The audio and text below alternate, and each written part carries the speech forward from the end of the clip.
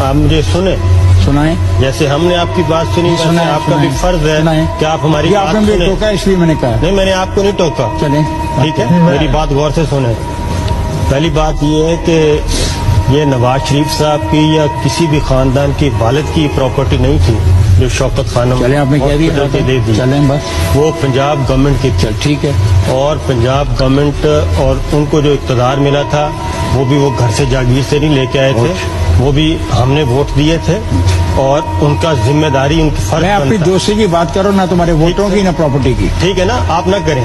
ایک بات. دوسری بات یہ ہے کہ ہم کیوں اتنے کانشیس ہو رہے ہیں. میں ہوں کیونکہ مجھے پتا ہے میں نہیں ہو رہا. بس تمہاری دوستی کسی سے نہیں ہوگی, میری ہے. مجھے پتا ہے میری ہے. آپ دیکھیں بات سنیں. میری ہے.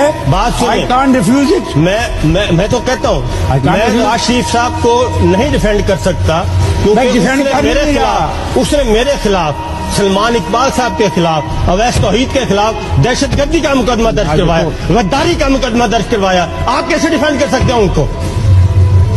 کیا ہم جرنلسٹ نہیں تھے؟ کیا ہمارا میڈیا ہاؤس نہیں تھا؟